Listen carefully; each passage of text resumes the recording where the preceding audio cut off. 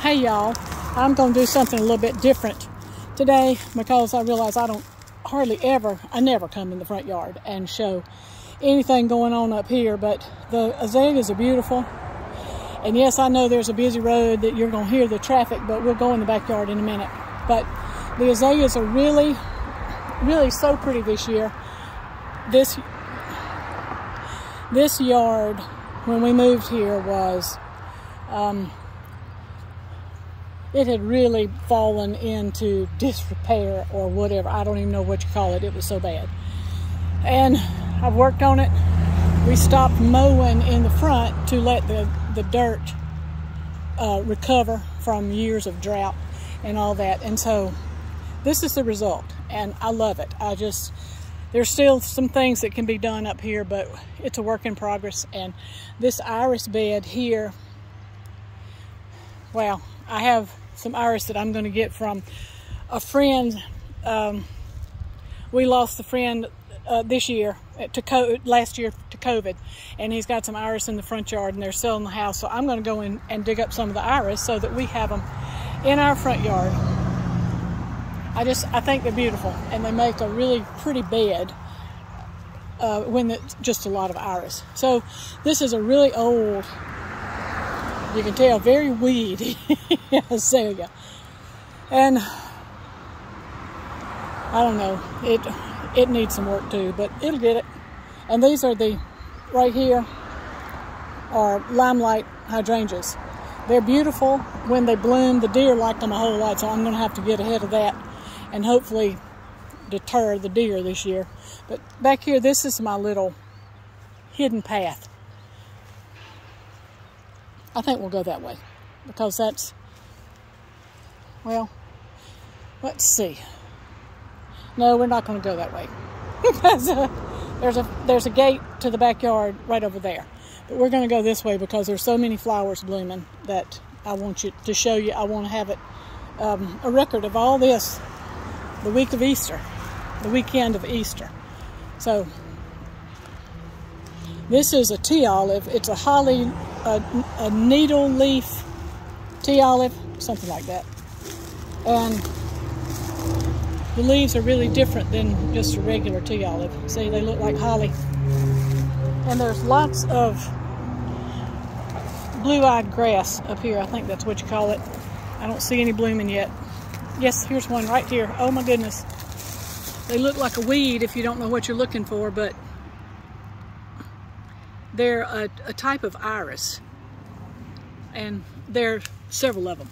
One thing about having an older house when you have old landscape is there's just discovery all the time. This here is Hydrangea. Let me get in the shade to see if I can show you.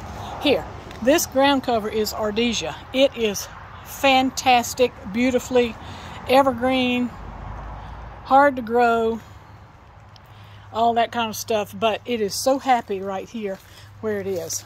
And it was not covering like this several years ago, but we've taken care of it, kinda. And now it covers all of this, and it comes across to this side of the walk. Let's see, we planted this tree right here, this huge tree right here. We planted it when it was just like a 3 foot tall little twig, and it's grown to that. Okay, let's walk over here. I hope it doesn't get too blurry. This is always a work in progress, and this year, let's get in the shade here to see. This is a Lady Banks rose right here that the freeze got all the buds. So I don't even see any blooms on it this year at all, and usually it's covered. Well, I see just a piddling, just like one. There's Althea behind that, but this right here has been a joy. It's just a joy to come home. The lines the edge of the driveway. This is a Lunaria money plant, and you see the dogs running back and forth because they want me inside the fence. There's woodland phlox over there, and it's just all in the, it is so easy to grow. Let's go in the backyard. right after I show you this. See how pretty? I know it's kind of bright.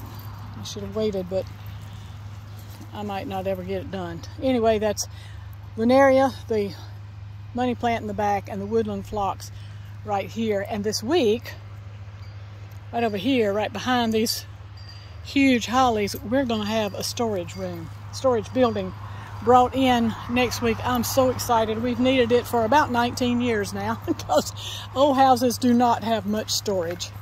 And ours is true to form there. So this is more money plant. It's just a great wildflower. And if you spread the seeds, they just come back year after year. This is Creeping Jenny all in the grass. I love it. Brian sometimes says it's, you know, invaded his grass, but I think it's beautiful right here. It's just a really nice ground cover. This is an azalea.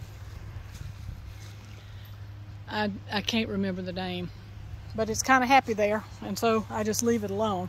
There is a plant from Brian's grandmother, Granny. It's a hydrangea right back there. I don't touch it because I don't really know how to do hydrangeas anything except kill them. So it's just not something that I'm real good with.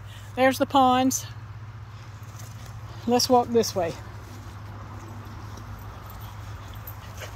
This is what I walk into every day. And when you walk into our backyard, this is the view that you get. This is the backyard. This is the overview of the backyard. And this I've tried to work on making a path. The dogs kind of help us out because they run right here all the time, and they just made a path, and so we've just kind of kept it that way. There's more of the money plant. I'm telling you, it is completely easy to grow. You just, no trouble at all. So there's a little peach tree that my daughter-in-law gave me, and it is indestructible. I think it's going to get moved this year, maybe. Maybe I say that every year, but it's so happy there, and I just leave it. And this is my line of pots. I don't think you can see it very good because of the sun. Sorry. It was impossible to grow things right here except for this tulip poplar that's gotten bigger and bigger. And I wanted it there. I love it there. And so it's in the right place. That's my mother's wrought iron bench.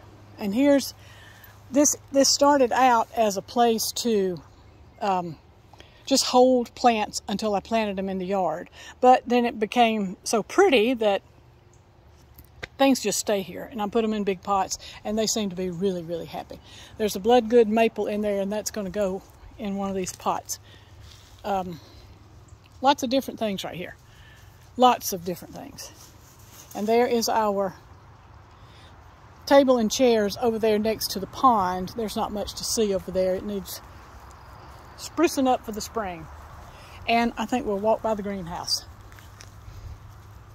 There's a gorgeous snowball bush, and then here's a small snowball bush. The pom-poms are small. This is what I've been working on pretty steady. I've moved daylilies in here that are my seedlings, and then these are daylilies I got from my daddy. Gardenia back there that I rooted, and these, the Lilia right here came from my grandmother Lewis's house, and that's one of my treasured plants, because having something that really was out of her yard, it just means a whole lot to me. There's a hellebore that's going to be planted right there. And here is what I tell Brian every night, let's go look at my crops. Because here is all the work. There's lots of different things here. There's zinnias. They're almost to get there. This is nasturtiums. All the sedums. Oh my goodness, I do love those. This paddle plant. Love it, love it. And these will go around the pond. That's my fig tree and the oak leaf hydrangea. There's the, I think you call it fire pick, something like that. And it'll supposedly burn you and mess you up if you touch it, so I try not to. And there's coleus that I've overwintered. Here's all the tomatoes. And if we would just get warm nights, I think they would be a whole lot happier. But they're doing pretty good. We have a tea camellia, a deodar cedar, eucalyptus, a Confederate rose, some more gardenias, and then in the greenhouse, here are dahlias, orchids. I guess I really do love plants. I think y'all can tell. A begonia. My daughter-in-law gave me that huge begonia right there in a teacup. That's how small it was. And this is leatherleaf fern that came from my grandmother Lewis's house, and then my other grandmother Brooks had some. Mama had some. That's rabbit foot fern. Okay, this is the working part of my yard for sure. This is where I work. So an overview. Gardenias right there that I rooted, and then that's my barn. That's where I keep the supplies for all this gardening. Here's like a Japanese maple forest back there.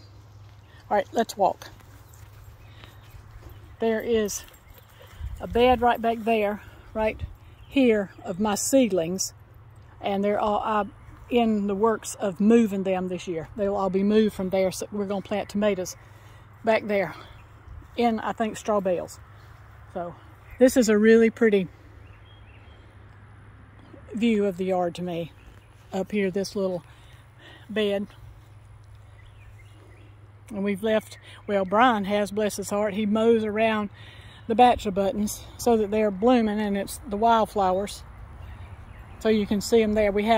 There's a peony in here, right there, with buds. Oh my goodness, I moved them 2 or 3 years ago, not knowing what I was doing and scared to death that I was going to kill them, and they didn't die, and now this year they're blooming. So all this fence is to keep my sweet little puppy dogs away from the other peonies, because they do love to run through this flower bed. There are peonies. So if anybody tells you can't grow peonies, yes you can, if you try. This is another peony right here, and I love that it's the same color as that barberry back there. Who knew? The bridal wreath spirea back there only has a few blooms because the freeze really got it. Okay, now let's walk out here and see what's going on in the garden. But here's my yard. I know I don't usually take y'all on this, and it's very long, so if you're hanging in there, thank you.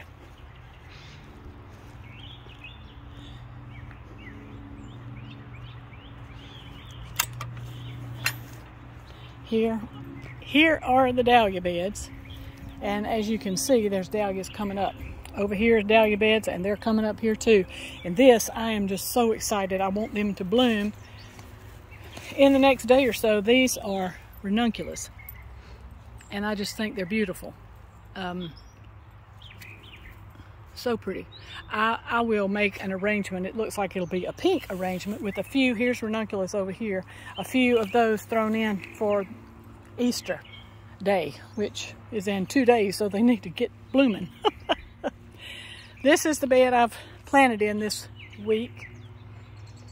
The chives, which I do love. When I went to Williamsburg, when I was 18 years old, I fell in love with that, with chives, lining beds and everything, and the herb beds there, and the herb gardens, and I've loved herbs ever since, and grown them in some fashion ever since then. That's my lettuce, and there's arugula and stir-fry mix, dill, and there's some red lettuce in there too. It's kind of hot for it, so we'll see if it works. I don't know if it will or not, but I'll take a chance. You know, it's a pack of seeds.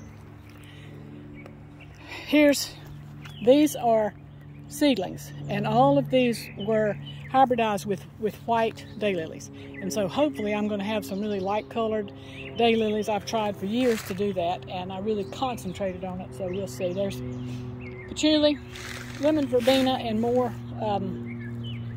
pineapple sage back there. And that's kind of where we are this time of year. It's lovely to be outside. It's lovely. And I'm so thankful for this house and this property. I really cannot hardly believe we've been here 19 years. I used to hear people talk about living somewhere for 19 years, and I thought, oh gosh, will I ever live there? So I've lived here in this house longer than I've lived anywhere in my life. So I guess that's a pretty big deal. So there's my gate, my baby. And these are, it will be soon, because there's the buds. This is the Byzantine glads. They're hot pink, fuchsia, just really pretty. There's Spanish bluebells. They were just a little tiny amount of corms or bulbs or whatever you call it that I planted, and now I've got them there and in another place too, so they spread. That's the thing about being a gardener. If you're patient, you can get a lot for a little. So happy Easter weekend, y'all. Happy Good Friday. This is Good Friday, and this is the time when it's safe to plant. And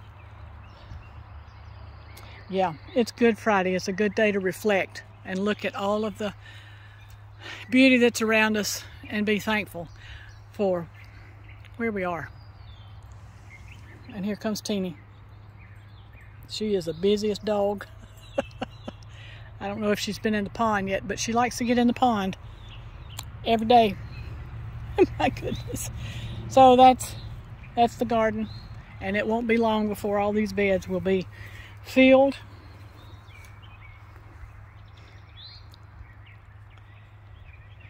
And the dahlias will be up. Well, they're coming up, so we should have blooms soon. Within a month or 6 weeks, something like that. So this is Mona at Winterpast. Thanks for coming along.